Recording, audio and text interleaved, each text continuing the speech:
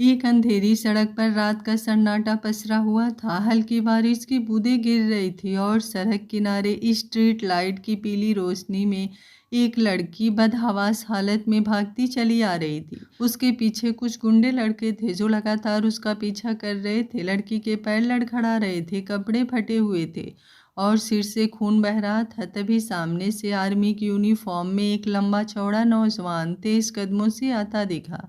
वही रुद्र था जो उस वक्त एक ऑपरेशन से लौट रहा था। लड़की भागते भागते सीधा उससे टकरा गई और संतुलन खोकर गिरने ही वाली थी कि दो मजबूत हाथों ने उसे थाम लिया। पीछे से आते लड़कों को देखकर रुद्र की आंखों में फौजी शक्ति उतर आई। उसने उन लड़कों को ऐसी नज़र से देखा कि वे घबरा गए और वहां से भाग खड़े हुए। लड़की बेहोश हो चुकी थी। रुद्र ने बिना वक्त गंवाए उसे अपनी गाड़ी में बैठाया और सीधे नज़दीकी हॉस्पिटल ले गया। वहां डॉक्टरों ने उसका इलाज शुरू किया। रुद्र ने ज़रूरी फॉर्मेलिटी पूरी की और डॉक्टर से कहा कि जब इन्हें होश आ जाए तो इनके घर फ़ोन कर दीजिएगा और मुझे भी बता दीजिएगा। मेरे लिए अभी ड्यूटी ज़्यादा ज़रूरी है। इतना कहकर वो वहाँ से चला गया। 5 साल बाद दिल्ली एयरपोर्ट पर एक आदमी फ्लाइट से नीचे उतरता है। ये देखने में काफ़ी ज़्यादा सुंदर और हैंडसम था। उसने अपनी आंखों पर चश्मा लगा रखा था। तभी उसके फ़ोन पर किसी का फ़ोन आता है और वो अपने गॉगल्स उतार कर अपने हाथ में ले लेता है और फ़ोन को पिक कर लेता है। फ़ोन की दूसरी तरफ से कांग्रेचुलेशंस रुद्र। रुद्र धीरे से कांग्रेचुलेशन किस खुशी में, और वहाँ पर और भी केस हैंडल कर सकता था, लेकिन मेरे पिता के कारण मुझे वापस से दिल्ली आना पड़ा।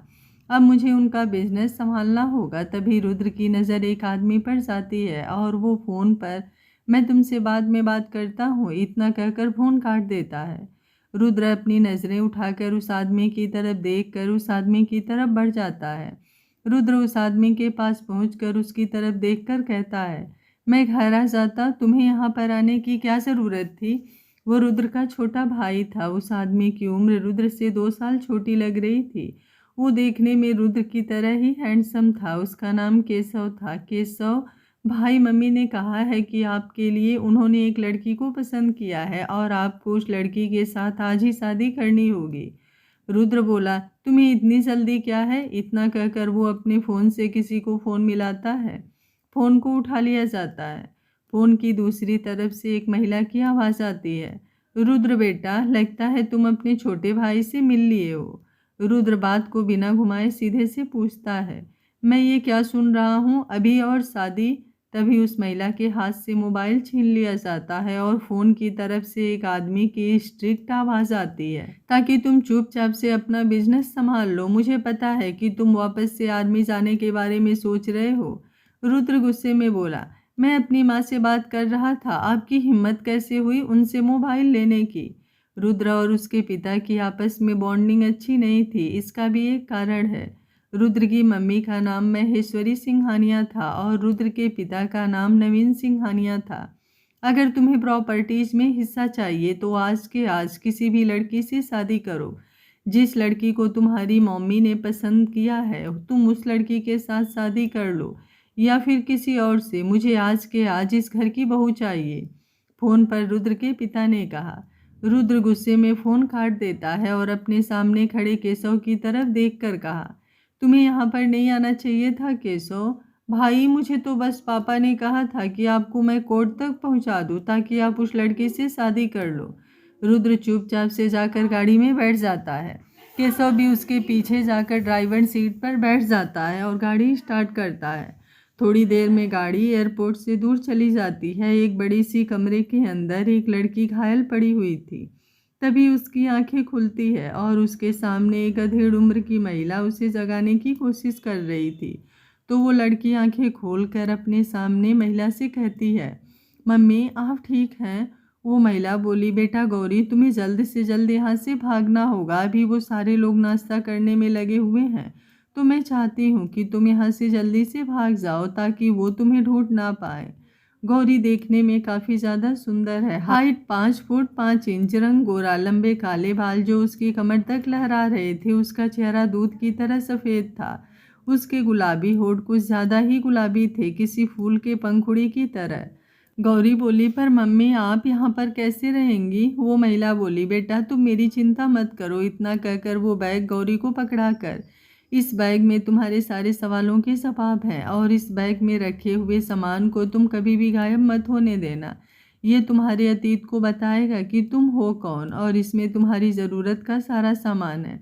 तुम जल्दी से यहाँ से खड़ी हो और भाग जाओ। तुम्हें मेरी चिंता करने की ज़रूरत नहीं है और तुम एक नई जिंदगी की शुरुआत करो। गौरी आंसू भरी आंखों से उस महिला की तरफ देखकर कहती है, मम्मी ये आपको मार देंगे। वो महिला बोली, मैंने तुमसे एक सच छुपाया है बेटा, मैं तुम्हारी माँ नहीं हूँ। कि तभी उन लोगों के आने की आवाज़ सुनाई देती है। वो महिला फिर बोली, बेटा खड़ी हो और यहाँ से भाग जा। मैंने बड़ी मुश्किल से यहाँ से निकलने का दूसरा रास्ता ढूंढा है। इतना कहकर वो महिला उसे एक तरफ इशारा करती है। गौरी अपनी जगह से खड़ी नहीं हो रही थी। गौरी को ना चाहता देख वो महिला ने गौरी को अपनी कसम दी, जिसकी वजह से गौरी को ना चाहते हुए भी वहाँ से जाना पड़ा। वहाँ से जाते हुए आखिरी बार वो कहती है, मैं जान कर रहूँगी कि मैं कौन हूँ। इतना कहकर वो उस जगह से निकल जाती है। तभी उस कमरे में 4-5 गुंडे आते हैं और वो देखते हैं कि वहाँ पर गौरी नहीं है। ये देखकर उनमें से एक भागता हुआ दूसरे आदमी के पास जाकर बोला, बॉस लड़की गायब है। उन आदमियों का बास अपने फ़ोन पर किसी से बात कर रहा था और कहता है, वो लड़की भाग गई। फ़ोन की दूसरी तरफ गुस्से भरी आवाज़ आती है, जाकर ढूंढो उसे, अगर वो जिंदा रही तो सब कुछ खत्म हो जाएगा। फ़ोन कट जाने के बाद वो आदमी बोलता है, जाकर उस लड़की को ढूंढो। वो सारे गुंडे उस लड़की को ढूंढने के लिए उस जगह से निकल जाते हैं। गौरी भागते हुए उस जगह से दूर आ जाती है कि तभी उसे गोली चलने की आवाज़ आती है। वो समझ जाती है कि उसकी मम्मी इस दुनिया में नहीं रही, लेकिन गौरी के दिमाग में सिर्फ एक शब्द घूम रहा था कि वो उसकी मम्मी नहीं है। सिम्मी जी उसकी मम्मी नहीं है। तुम्हें अपनी पहचान का पता लगाना होगा गौरी। यही सब सोचकर वो अपनी आंखों में आ रहे आंसुओं को पोंछती है। गौरी तुझे आगे बढ़ना होगा और अपने बारे में जानना होगा। इतना कहकर वो उस जगह से बहुत तेज भागती है। वो सड़कों पर भागी जा रही थी कि तभी उसकी नज़र पीछे आ रहे गुंडों पर पड़ती है और वो अपनी जान बचाकर भागने लगती है। वो बेतहाशा भागती है कि अचानक से एक आदमी से टकरा जाती है और अपना बैलेंस संभाल ना पाने की वजह से वो गिरने ही वाली थी कि तभी दो मजबूत बाहों ने उसे संभाल लिया। वो आदमी और कोई नहीं, रुद्र था। रुद्र फ़ोन पर किसी से बात कर रहा था, जिस लड़की से रुद्र की शादी होने वाली थी। वो लड़की रुद्र से शादी नहीं करना चाहती थी, लेकिन तब भी रुद्र के पिता उसे किसी और से शादी करने के लिए फोर्स कर रहे थे। वो अपने पिता की बातों से परेशान हो चुका था। फ़ोन कट जाने के बाद रुद्र जैसे ही पीछे मुड़ता है तो वो एक लड़की से टकरा जाता है और वो देखता है कि वो गिरने वाली है, तो रुद्र उसे संभाल कर सीधा खड़ा कर देता है। रुद्र जब उस लड़की का चेहरा देखता है तो वो देखता ही रह जाता है। उस लड़की की आंखों में आंसू भरे हुए थे। उसकी आंखों से लगातार आंसू बहे जा रहे थे और उसका चेहरा रोने की वजह से काफ़ी ज़्यादा लाल हो गया था, जिसकी वजह से वो बहुत ज़्यादा सुंदर लग रही थी। रुद्र एक पल को उस लड़की की सुंदरता में खो ही गया था, लेकिन तभी रुद्र को उस लड़की को देखकर किसी की याद आई। फिर उसे याद आया कि ये तो वही लड़की है जिसकी जान उसने 5 साल पहले बचाई थी। ये ध्यान आते ही वो उस लड़की की तरफ देखकर, तुम यहाँ क्या कर रही हो? गौरी रोते हुए बोली, मेरे पीछे गुंडे लगे हैं, मुझे बचा लो प्लीज़, वो मुझे मार डालना चाहते हैं।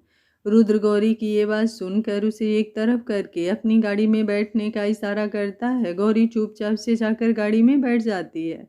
वो गुंडे गौरी का पीछा करते हुए रुद्र की गाड़ी की तक पहुंच गए थे और वो गौरी को ढूंढ रहे थे, लेकिन उन्हें गौरी का कुछ पता नहीं चल रहा था। तभी उन्होंने देखा कि उनके सामने एक नौजवान लड़का खड़ा है। वो गुंडे रुद्र के पास जाकर, क्या आपने यहाँ से किसी लड़की को जाते हुए देखा है? रुद्र दूसरी तरफ इशारा कर देता है। वो गुंडे इशारा पाते ही उस दिशा में चले जाते हैं। गौरी रुद्र की गाड़ी में छुप कर बैठी हुई थी और उसने देखा कि गुंडे चले गए हैं, तो वो एक गहरी लंबी सांस लेती है। उन आदमियों के चले जाने के बाद रुद्र गाड़ी की तरफ आकर, ये गुंडे तुम्हारे पीछे क्यों पड़े हैं? गौरी अपने आप को संभालते हुए रुद्र की तरफ देखकर मन में, इस इंसान को अगर मैंने सच बता दिया तो क्या ये मेरी मदद करेगा? शायद ये मेरी मदद ना करे, मुझे कुछ और सोचना पड़ेगा। लेकिन मैं इस शहर को शांति तक नहीं हूँ और मुझे यहाँ इस जगह से बचकर जाना भी है। यही सब सोचकर गौरी मासूम सा चेहरा बनाकर रुद्र की तरफ देखकर बोली, आज मेरी शादी होने वाली थी, लेकिन जब मैं तैयार होकर शादी के मंडप में पहुंची तब मुझे मेरे मंगेतर का फोन आया कि वो शादी वाली जगह पर पहुंच गया है। हम दोनों बहुत खुश थे शादी करने के लिए, मगर तभी मेरे मंगेतर ने कहा कि वो मेरी ज़मीन जायदाद अपने नाम चाहता है। मैंने अपनी सारी ज़मीन जायदाद उसके नाम कर दी क्योंकि मैं उससे बहुत प्यार करती थी, लेकिन उसने मुझे धोखा दे दिया। वो मेरे साथ सिर्फ पैसों के लिए था और ऊपर से वो शादीशुदा था। ये सब सुनकर मेरा दिल बुरी तरह से टूट गया और जब मैंने ये धमकी दी कि मैं ये सारी बातें उसकी बीवी को बता दूंगी, तब उसने मुझे मारने के लिए मेरे पीछे गुंडे भिजवा दिए और उन गुंडों से बचते हुए मैं आपसे टकरा गई। इतना कहकर वो सिंपैथी वाला चेहरा बना लेती है। रुद्र गौरी की ये सारी बातें सुनकर कुछ सोचने लगता है और उसके चेहरे पर एक बड़ी सी स्माइल आ जाती है। वो गौरी की तरफ देखकर बोला, अब तुम आगे क्या करोगी? गौरी बोली, मुझे नहीं पता, बस मुझे अपनी जान बचाना है। रुद्र बोला, तुम चाहो तो मैं तुम्हारी मदद कर सकता हूँ, तुम्हारे उस मंगेतर से पीछा छुड़ाने के लिए। गौरी बोली, वो कैसे? आप मेरी मदद क्यों करेंगे? रुद्र बोला, क्योंकि इसमें हम दोनों का फायदा है। तुम तुम्हारे मंगेतर से बच जाओगी और मैं मेरी फैमिली को उनकी बहू से मिला दूंगा। गौरी गुस्से में, आपके कहने का मतलब क्या है? रुद्र गाड़ी में आकर बैठता है और केशव की तरफ देखकर बोला, पापा से जाकर कहो कि मैंने अपने लिए लड़की पसंद कर ली है और मैं उसी से शादी करूंगा। केशव गाड़ी से उतरकर फोन पर बात करने के लिए गाड़ी से थोड़ा दूर चला जाता है। रुद्र केशव को गाड़ी से दूर जाता देख गौरी को धीरे से कहता है, देखो तुम मुझसे शादी कर लो, बदले में मैं तुम्हें प्रोटेक्ट करूंगा तुम्हारे मंगेतर से। इससे तुम्हारा भी काम हो जाएगा और मेरा भी काम हो जाएगा। गौरी अपने मन में कुछ सोचकर बोली, लेकिन मैं आपको नहीं जानती हूँ। रुद्र के लिए ये शब्द ही काफ़ी थे उसकी बेइज्जती करने के लिए। रुद्र अपना टैब गौरी के सामने करके कहता है, इस पर सिंघानिया फैमिली के बारे में सर्च करो। गौरी वैसा ही करती है, तभी उसकी आंखें रिजल्ट को देखकर फटी की फटी रह जाती हैं और उसके मुंह से निकलता है, तुम इतने बड़े बिजनेसमैन के बेटे हो? गौरी ध्यान से एक एक डिटेल को पढ़ती है। रुद्र पिछले कई सालों से अपनी ट्रेनिंग में बिजी था, पर अब वो मुंबई वापस लौटा है अपने पिता का बिजनेस संभालने के लिए। रुद्र के बारे में ये सब पढ़कर गौरी कुछ सोचती है और वो मन में बोलती है, मुझे इस इंसान से शादी कर लेना चाहिए, ये मेरी मदद कर सकता है। गौरी रुद्र की तरफ देखकर, मैं शादी के लिए तैयार हूँ। रुद्र देखता है कि केशव गाड़ी में आकर बैठ चुका है, तो वो केशव की तरफ देखकर, क्या कहा पापा ने? केशव बोला, उन्होंने कहा है कि वो आपकी पसंद को एक्सेप्ट करने के लिए तैयार हैं, लेकिन उन्हें आप पर विश्वास नहीं है कि आप अचानक से शादी करने के लिए तैयार हो गए हैं। तो उन्होंने आपके सामने एक शर्त रखी है और वो शर्त के बारे में आपको कोर्ट में ही पता चलेगा। इतना कहकर गाड़ी चालू कर देता है। थोड़ी देर में गाड़ी रुक जाती है। उन दोनों के सामने मुंबई सिटी सिविल कोर्ट था। गौरी गाड़ी से उतरकर अपने सामने कोर्ट को देखकर, मुझे माफ़ करना। रुद्र गाड़ी से उतरकर गौरी को अंदर चलने का इशारा करता है। गौरी रुद्र के साथ अंदर जाती है। कोर्ट के अंदर गौरी देखती है कि सामने एक आदमी खड़ा है। वो देखकर वो कुछ सोचने लगती है। रुद्र गौरी की तरफ देखकर, ये हमारे वकील हैं। इतना कहकर रुद्र उस आदमी की तरफ देखता है। उस आदमी का नाम महेश था और उसकी उम्र रुद्र के बराबर ही थी। वो सिंघानिया खानदान का वकील था। महेश देखने में काफ़ी ज़्यादा सुंदर था। रुद्र बोला, महेश तुम यहाँ पर क्या कर रहे हो? महेश मुस्कुराते हुए बोला, अब मैं एक वकील हूँ तो मैं अपना काम कर रहा हूँ, यानी। इतना कहकर वो अपने पास से एक फाइल रुद्र की तरफ बढ़ा देता है। रुद्र बोला, इसमें क्या है महेश? महेश बोला, रुद्र मैं तुम्हें बता रहा हूँ, अंकल को विश्वास नहीं हो रहा था कि तुमने उनकी बात इतनी आसानी से मान ली है, इसलिए उन्होंने तुम्हारे सामने एक शर्त रखी है। तुम्हें 1 साल के अंदर उन्हें उस खानदान का वारिस देना होगा। ये सुनकर गौरी का मुंह खुला का खुला रह जाता है और वो रुद्र की तरफ देखती है। रुद्र बोला, महेश क्या मजाक कर रहे हो? गौरी कुछ सोचकर महेश की तरफ देखकर, मैं तैयार हूँ, 1 साल ठीक है ना? रुद्र गौरी को यूं मानता देख हाँ में सिर हिला देता है। थोड़ी देर में दोनों कुछ डॉक्यूमेंट्स पर साइन करते हैं और वो दोनों कोर्ट के बाहर चले जाते हैं।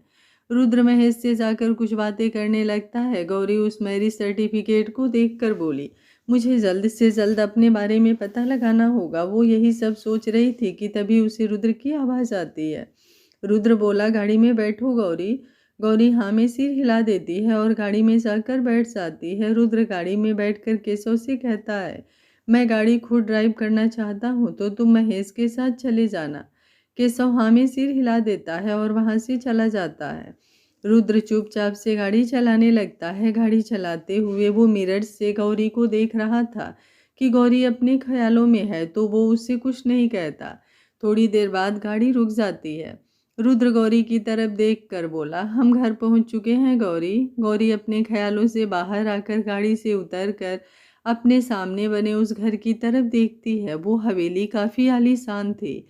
हवेली के अंदर खड़ा व्यक्ति मुस्कुराता हुआ कार के पास आता है और अपना सर झुकाते हुए, मैडम आप मुझे बटलर श्याम कह सकती हैं। गौरी बटलर की तरफ देखकर कुछ नहीं कहती है।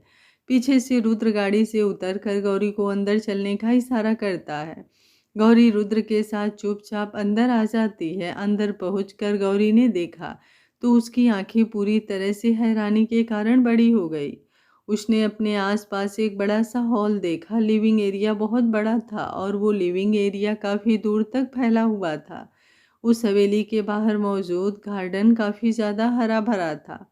वो स्थान इतना बड़ा था कि गौरी देख भी नहीं पा रही थी कि वो खत्म कहाँ हो रहा है। रुद्र ने गौरी की तरफ देखकर कहा, तुम अब से मेरे साथ यहाँ रहोगी। गौरी बोली, ओह तुम भी यहीं रहोगे। ये शब्द उसके कानों में किसी गाने की तरह बज रहे थे। उसने रुद्र की तरफ देखकर कहा, अच्छा रुद्र, तो तुमने क्या सोचा था? तुम अलग रहने के लिए तैयार थी, ये जानते हुए भी कि अब हमारी शादी हो चुकी है। गौरी अपनी बात को एक्सप्लेन करते हुए, नहीं मैं सिर्फ कंफर्म कर रही हूँ। रुद्र बोला, ठीक है। रुद्र के पास बटलर आता है और कहता है, छोटे मालिक आपने जैसा कहा था हमने वैसे ही घर को पुनः डिजाइन करवा दिया है। रुद्र बोला, ठीक है, तुम जाकर अपने मेम साहब को घर दिखा दो, उन्हें एक बार अच्छे से इस घर के बारे में बता दो। इतना कहकर वो अपने कमरे में चला जाता है। गौरी रुद्र को जाते हुए देखती है। बटलर श्याम बोला, मेम साहब आइए हम आपको घर दिखा देते हैं। इतना कहकर वो गौरी को चलने का इशारा करता है। गौरी चुपचाप से बटलर के पीछे जाने लगती है। बटलर फटाफट गौरी को उस घर के दौरे पर ले गया। गौरी ने वहाँ पर बहुत सारे कमरे को देखा। वहाँ पर कई सारे कमरे थे।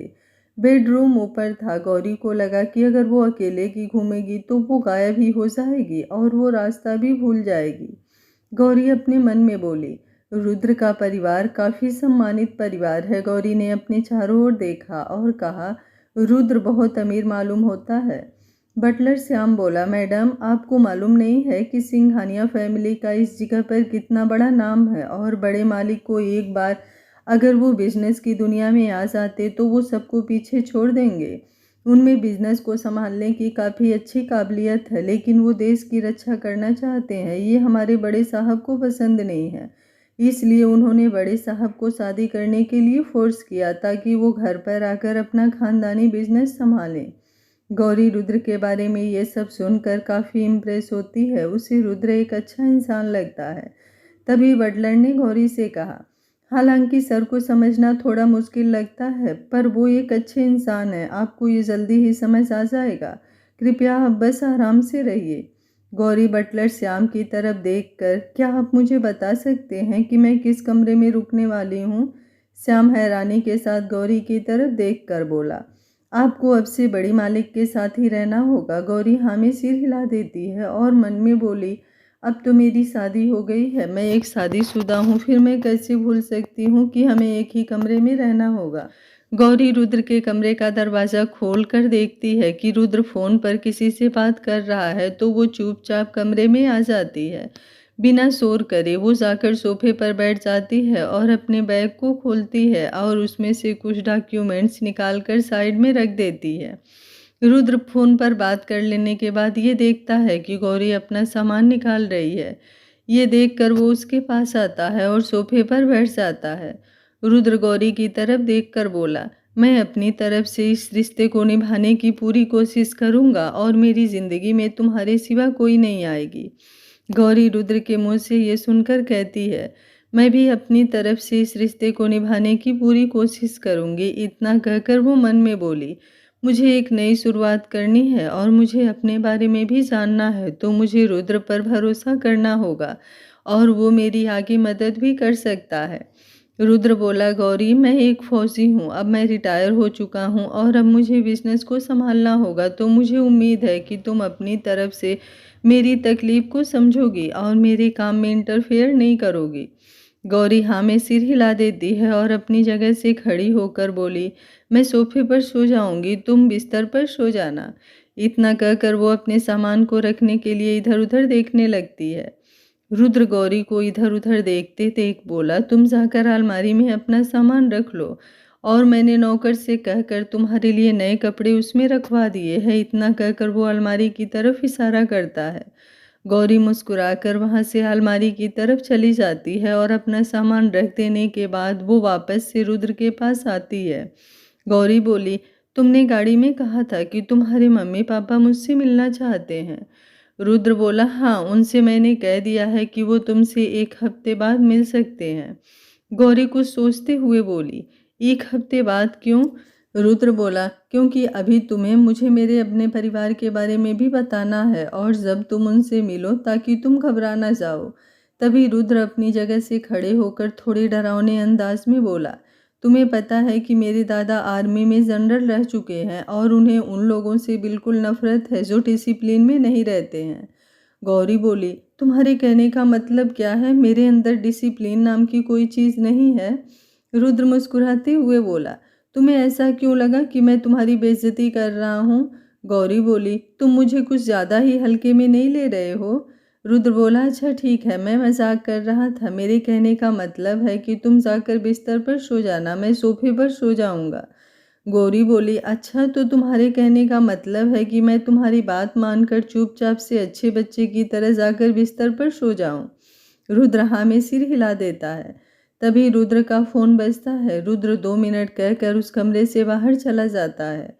कमरे के बाहर आकर रुद्र फोन पिक कर लेता है। फोन के दूसरी तरफ से सख्त आवाज आती है, रुद्र तुम्हें जो काम सौंपा गया है उस काम को अच्छे से करना, तुम हमारी आखिरी उम्मीद हो।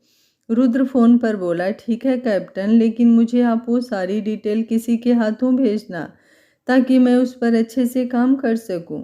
कैप्टन बोला, ठीक है। इतना कहकर फोन कट जाता है। रुद्र बोला, मुझे जल्द से जल्द इस मिशन पर काम शुरू करना पड़ेगा और बिजनेस को भी अच्छे से संभालना होगा। इतना कहकर वो लाइब्रेरी में चले जाता है। लाइब्रेरी में पहुंचकर रुद्र एक जगह पर जाकर बैठ जाता है और अपना लैपटॉप चालू करता है। लाइब्रेरी बहुत ज़्यादा बड़ी थी और वहाँ पर कई सारी किताबें रखी हुई थी। रुद्र अपने लैपटॉप की तरफ देख रहा था कि तभी उसके लैपटॉप पर एक नोटिफिकेशन आता है। लैपटॉप खोलता है और उस पर भेजी गई जानकारी को एक एक करके बारीकी से पढ़ता है। वो सारी जानकारी पढ़ लेने के बाद अपनी जगह पर खड़ा होता है और अपने फ़ोन से किसी को फ़ोन करता है। फ़ोन की दूसरी तरफ से केशव की आवाज़ आती है, भाई आपको कुछ ज़रूरी काम था? रुद्र बोला, मुझे जल्दी से जल्दी अपनी कंपनी की सारी डाटा और इतने सालों में हमने जिस जिस कंपनी के साथ काम किया है उन सब की बेसिक डिटेल मेरे पास भेज दो। कल से मैं बिजनेस ज्वाइन कर रहा हूँ। केशव खुशी से कहता है, ठीक है भाई, मैं अभी भेज देता हूँ। इतना कहकर फ़ोन रख देता है। तभी थोड़ी ही देर में रुद्र के लैपटॉप पर एक और मैसेज का नोटिफिकेशन आता है और वो उस मैसेज में भेजी गई फाइल को ओपन करके जिस जिस कंपनी ने सिंघानिया कॉरपोरेशन के साथ काम किया है उन सब की डिटेल है। ये देखकर वो उन सबको पढ़ने लगता है। दूसरी तरफ कमरे के अंदर गौरी को समझ नहीं आ रहा था कि अब आगे क्या करे। इन्हीं सब ख्यालों में होती है कि तभी उसे याद आता है कि उसके पास तो मोबाइल है ही नहीं और अब उसे मोबाइल की ज़रूरत है, लेकिन उसे थोड़ी शर्म भी आ रही थी कि वो रुद्र से मोबाइल लेने जा रही है। अपने ख्यालों से बाहर आकर वो शीशे के सामने खड़ी होती है। गौरी शीशे की तरफ देखकर बोली, गौरी हिम्मत कर, मोबाइल की तो तुझे ज़रूरत है, लेकिन रुद्र से तू कैसे कहेगी? एक छोटा सा मोबाइल ही तो है और तेरा मोबाइल तो उस जगह पर ही टूट गया और वैसे भी तू तो उसकी पत्नी है, इतनी तो ख्वाहिश वो तेरी पूरी कर ही सकता है। गौरी शीशे के सामने रुद्र से मोबाइल मांगने की प्रैक्टिस करती है। गौरी खुद से बोलती है, रुद्र क्या तुम मुझे मोबाइल दिलवा सकते हो? फिर गौरी अपने ऊपर हंसते हुए कहती है, ऐसे कहेगी क्या, मजाक है, एक मोबाइल के लिए मुझे रुद्र की मदद चाहिए। इतना कहकर वो जैसे ही पीछे पलटती है, गौरी रुद्र को अचानक से कमरे में देख अपनी जगह से हिल जाती है और हकलाते हुए बोलती है, तो तुम यहाँ क्या कर रहे हो? रुद्र ने जब वो सारी डिटेल पढ़ ली तो वो अपने कमरे में आ जाता है। कमरे में आकर उसने देखा कि गौरी शीशे के सामने नौटंकी कर रही है कि वो उससे मोबाइल कैसे लेगी। ये देखकर उसे गौरी पर बहुत ज़्यादा हंसी आई और वो मुस्कुराते हुए गौरी के सामने आकर खड़ा हो जाता है और उसके दिमाग में गौरी को परेशान करने का ख्याल आता है और वो मुस्कुराता हुआ गौरी के पास जाकर बोला, तुम ये शीशे के सामने क्या कर रही थी? मुझे नहीं पता था तुम खुद से भी बातें करती हो, क्या बात है? अपनी हंसी को कंट्रोल करते हुए रुद्र कहता है। गौरी रुद्र को यूं खुद को ताने देता देख बर्दाश्त नहीं कर सकी और कहने लगी, ऐसी कोई बात नहीं है, मैं बस आईने के सामने खड़ी होकर तुम्हारा आईना देख रही थी कि तुम्हारा आईना कितना ज़्यादा बड़ा है। रुद्र अपनी आंखें इधर उधर करके देखकर कहता है, मुझे तो नहीं लग रहा, मुझे तो ऐसा लग रहा है जैसे तुम मुझसे कुछ मांगने की कोशिश कर रही हो। गौरी को पता चल गया था कि उसकी चोरी पकड़ी जा चुकी है, तो वो बात को बिना घुमाए सीधे से क्यूट सा फेस बनाकर रुद्र की तरफ देखकर कहती है, रुद्र वो क्या है ना, गुंडे जब मेरा पीछा कर रहे थे तो मेरा मोबाइल ना गिर गया कहीं, तो मुझे एक नया मोबाइल चाहिए, तो क्या तुम मेरी मदद कर सकते हो इसमें? पर तुम चिंता मत करो, मैं तुम्हें पैसे वापस कर दूंगी। रुद्र बोला, तुम्हें क्या लगता है मेरे पास पैसों की कमी है? गौरी सोचते हुए मन में कहती है, मैं किसको पैसों का लालच दे रही हूँ, इस इंसान के पास तो वैसे ही बहुत पैसा है। तो वो कुछ सोचकर कहती है, मैं तुम्हारी हेड मसाज कर दूंगी। गौरी मुस्कुराते हुए बोली। रुद्र गौरी के मुंह से हेड मसाज का नाम सुनकर कहता है, तुम्हें ये सब करने की ज़रूरत नहीं है, मैंने तुम्हारे लिए ऑलरेडी मोबाइल मंगवा लिया है। इतना कहकर वो गौरी को एक तरफ इशारा करके कहता है, जब तुम गाड़ी में बैठी हुई थी मैंने तभी देख लिया था कि तुम्हारे पास फ़ोन नहीं है। गौरी अपने मन में, इसका मतलब फालतू में ही मैं परेशान हो रही थी, और कुछ सोचकर रुद्र से कहती है, मतलब कि तुम मुझे परेशान कर रहे थे। इतना कहकर पास में रखे तकिए को उठाकर रुद्र की तरफ फेंक देती है। रुद्र तकिए को पकड़कर मुस्कुराकर बोला, मैं तुम्हें परेशान नहीं कर रहा था, तुम खुद अपने आप परेशान हो रही थी। गौरी अपना गुस्सा शांत करके मन में बोली, बात तो रुद्र सही कह रहा है, मैं ही तो परेशान हो रही थी।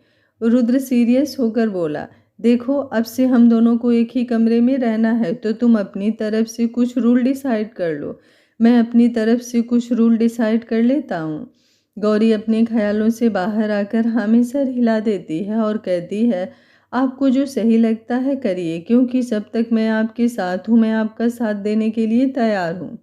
रुद्र बोला, मुझे पता है कि तुम सिर्फ अपने मंगेतर से बचने के लिए मुझसे शादी करने के लिए तैयार हो गई हो। मैं अपनी तरफ से किसी को हमारे इस रिश्ते में आने नहीं दूंगा, मैं अपनी तरफ से लॉयल रहूंगा। गौरी रुद्र के मुंह से ऐसे शब्द सुनकर मुस्कुराकर कहती है, मैं भी अपनी तरफ से लॉयल रहूंगी। तब रुद्र सोफे पर बैठकर गौरी को एक तरफ बैठने का इशारा करता है। गौरी चुपचाप से जाकर सोफे पर बैठ जाती है। अपने साथ लाए हुए एल्बम को गौरी को दिखाता है। गौरी उस एल्बम की तरफ देखकर बोली, तुम ये एल्बम क्यों लेकर आए हो? रुद्र बोला, ताकि तुम जब मेरे परिवार वालों से मिलो तुम परेशान ना हो, इसलिए। इतना कहकर एल्बम खोलता है और एक फ़ोटो की तरफ इशारा करके कहता है, ये मेरी दादी हैं। एक एक करके वो अपने पूरी फैमिली मेम्बर के बारे में बताता है। गौरी उन सब की फ़ोटो को ध्यान से देखती है, तभी उसकी नज़र एक फ़ोटो पर जाकर रुक जाती है और गौरी रुद्र की तरफ देखकर बोली, ये कौन है? रुद्र उस फोटो की तरफ देखकर कहता है, ये मेरी बुआ है। गौरी कुछ सोचते हुए बोली, ये तुम्हारी सगी बुआ है? रुद्र बोला, नहीं, ये मेरी सगी बुआ नहीं है, मेरे दादा दादी ने इनको गोद लिया था एक अनाथ आश्रम से, लेकिन अब ये इस दुनिया में नहीं है। गौरी मन में सोचते हुए कहती है, मुझे ऐसा क्यों लग रहा है जैसे कि मैं इनको जानती हूँ, मैं इनसे पहले भी मिल चुकी हूँ। ये तस्वीर मुझे जानी पहचानी क्यों लग रही है, यही सब सोचने लगती है। रुद्र गौरी को यूं सोचता हुआ देखकर कहता है, तुम्हारे पास इतना दिमाग नहीं है कि तुम इसमें अपने दिमाग को खर्च करो।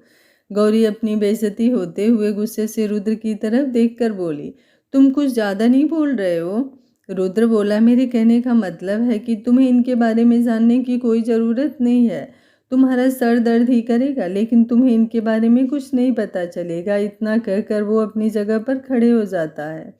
गौरी अपनी जगह से खड़ी होकर गुस्से में रुद्र की तरफ देखते हुए अपने मोबाइल की तरफ जाती है और अपने मोबाइल को देखकर उसका गुस्सा ठंडा हो जाता है और वो अपने मोबाइल को बॉक्स में से निकाल कर देखती है। रुद्र गौरी के पास आकर कहता है, उसमें मैंने नया सिम डलवा दिया है और वो सिम मेरे नाम का है, तो तुम कोई गैर कानूनी काम करने वाली होगी तो सोच समझ कर करना। गौरी गुस्से में बोली, मैं तुम्हें क्रिमिनल नजर आ रही हूँ जो तुम्हारे नंबर से गैर कानूनी काम करूँगी? रुद्र हंसते हुए कहता है, मुझे नहीं पता। गौरी रुद्र को खुद को यूं मजाक बनाता देख बर्दाश्त नहीं कर पाती और मन में कहती है, इस इंसान को क्या परेशानी है, जब देखो मेरा मजाक बनाता रहता है। अगर मेरी मजबूरी नहीं होती ना तो मैं इस इंसान से कभी शादी नहीं करती। इतना सोचकर गुस्से में रुद्र की तरफ देखती है।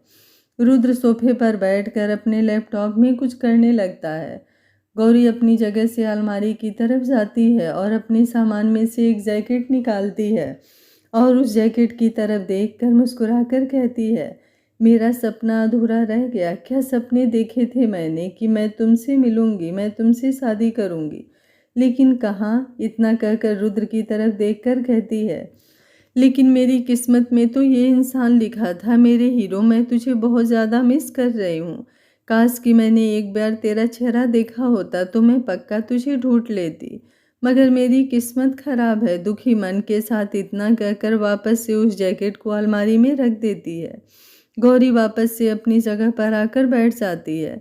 रुद्र गौरी को अलमारी की तरफ खुद से बातें करते हुए देखता है, लेकिन उसने ध्यान नहीं दिया कि वो उसी की जैकेट के साथ बातें कर रही है।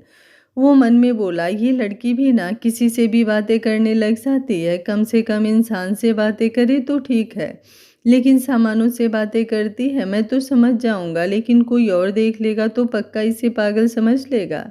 गौरी अपने मोबाइल में 4-5 नंबर सेव करती है जो उसे याद थे और उनमें से एक नंबर पर फ़ोन करती है। फ़ोन दूसरी तरफ से उठा लिया जाता है। गौरी बोली, रश्मि ये तुम हो? फ़ोन की दूसरी तरफ से एक लड़की की आवाज़ आती है। जी कहिए। गौरी बोली, रश्मि मैं गौरी बोल रही हूँ। रश्मि बोली, गौरी तू जिंदा है? मुझे लगा कि तू उस ब्लास्ट में मारी जा चुकी है। गौरी बोली, मैं उस ब्लास्ट में बच गई थी। बहुत लंबी कहानी है, मैं तुझे कभी और सुनाऊंगी। पहले मुझे ये बताओ, जो एक औरत हमसे अनाथ आश्रम में मिलने आया करती थी, उनका नाम क्या था? रश्मि बोली, कहीं तुम मेघना आंटी की बात तो नहीं कर रही हो? गौरी बोली, हाँ मेघना आंटी। रश्मि बोली, अचानक से तुझे उनकी याद क्यों आई? गौरी बोली, कुछ नहीं। और कैसी है तू? रश्मि बोली, मैं ठीक हूँ, लेकिन तू जिंदा है ये मैं अनाथ आश्रम में मौजूद सभी बच्चों को बता दूँ, वो कितने खुश होंगे। गौरी बोली, तुम किसी को मत बताना कि मैं जिंदा हूँ। सबके लिए मेरा मरना जरूरी है, क्योंकि कोई इंसान है जो मुझे मारना चाहता है। अब वो कौन है मैं उसका पता लगाना चाहती हूँ, इसलिए तुम अभी मेरी जिंदा होने की खबर किसी को नहीं बताओगी। थोड़ी देर गौरी रश्मि से बात करती है और बात कर लेने के बाद वो फ़ोन को साइड में रख देती है और रुद्र की तरफ देखती है कि रुद्र किसी ज़रूरी काम में बिजी था। गौरी अपनी जगह से खड़ी होती है और मुस्कुराते हुए रुद्र के पास आती है और रुद्र की तरफ देख कर बोली, रुद्र क्या तुम किसी को पसंद नहीं करते हो? रुद्र जो काम कर रहा था उसने गौरी की तरफ देख कर बोला, हाँ मैं एक लड़की को पसंद करता था। गौरी सोफे पर बैठकर बड़े इंटरेस्ट के साथ पूछती है, तो तुमने उससे शादी क्यों नहीं की? रुद्र गौरी की तरफ देखकर बोला, उस लड़की से मुलाकात मेरी 5 साल पहले हुई थी। मैंने उसकी जान बचाई थी। बदले में उसने मुझसे कहा था कि वो मेरी बात मानेगी अगर मैंने उसकी जान बचाई है तो। गौरी बोली, मतलब कि तुम एक लड़की को पसंद करते हो, लेकिन तुम्हें नहीं पता कि वो कहाँ रहती है? तुम कैसे इंसान हो? तुम मुझे उस लड़की के बारे में कुछ और बताओ, मैं उस लड़की का पता करके तुम्हारी उससे शादी करवा दूंगी और मैं तुमसे आज़ाद हो जाऊंगी। रुद्र अपने मन में बोला, मैंने ऑलरेडी उस लड़की से शादी कर ली है, अब तुम किसे ढूंढोगी? और कुछ वो सोच कर बोला, उस लड़की की हाइट तुम्हारी जितनी ही होगी और देखने में वो काफ़ी सुंदर है। उसकी बड़ी बड़ी आंखें हैं और जब वो हंसती है तो उसके चेहरे पर डिम्पल पड़ता है और उसकी गर्दन पर एक काला तिल भी है। गौरी ध्यान से हर एक चीज़ नोट करती है और जब उसने तिल वाली बात सुनी तब वो मुस्कुराकर बोली, तिल तो मेरी गर्दन पर भी है, लेकिन तुम्हारे पास उस लड़की की कोई तस्वीर है क्या?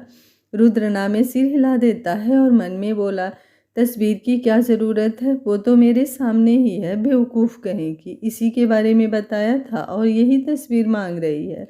गौरी कुछ सोचने लग जाती है, लेकिन वो थक हार कर परेशान होकर रुद्र की तरफ देखकर कहती है, जब तुम्हारे पास उसकी तस्वीर है ही नहीं तो उसके बारे में कैसे पता करूं?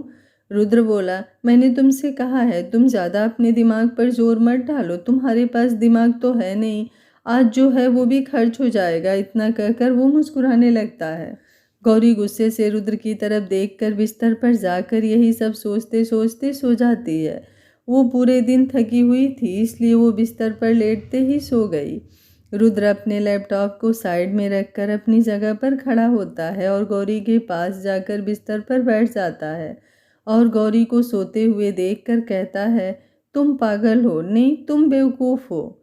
रुद्र गौरी के चेहरे पर आ रहे बालों को साइड करके उसे कंबल उड़ा देता है और कहता है, आज सुबह से मैं तुमसे शादी करना चाहता था, इसलिए मैंने तुम्हारे बारे में जानने के लिए अपने लोगों को लगा रखा था, मगर तुम्हारे बारे में मुझे कुछ नहीं पता चला।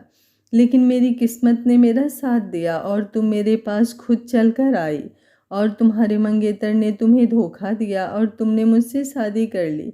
यही सब सोचता सोचता वो भी गौरी के बगल में गौरी को देखता हुआ सो जाता है। प्यार तो दोनों एक दूसरे से करते हैं। गौरी अपने हीरो यानी कि 5 साल पहले जान बचाने वाले उस इंसान से प्यार करती है, तो वही रुद्र भी गौरी से प्यार करता है, लेकिन दोनों एक दूसरे को अपनी फीलिंग्स नहीं बता रहे हैं। लेकिन क्या होगा जब गौरी को पता चलेगा कि रुद्र ही वो इंसान है जिसने उसकी 5 साल पहले जान बचाई थी, और रुद्र को जब पता चलेगा कि गौरी उसे ही पसंद करती है, तो क्या होगा इस कहानी में? आखिर गौरी की क्या सच्चाई है जो वो पता लगाना चाहती है? इन सभी सवालों के जवाब जानने के लिए हमारे साथ बने रहिए। कहानी का पहला पार्ट आप लोगों को कैसा लगा कमेंट बॉक्स में अपनी राय ज़रूर दीजिएगा। अगर कहानी का अगला पार्ट जल्द से जल्द देखना चाहते हैं तो कमेंट बॉक्स को अपने प्यारे प्यारे कमेंट से भर दीजिएगा। Thank you for watching. मिलते हैं कहानी के अगले भाग में, तब तक स्वस्थ रहिए, मस्त रहिए, अपना ख्याल रखते रहिए।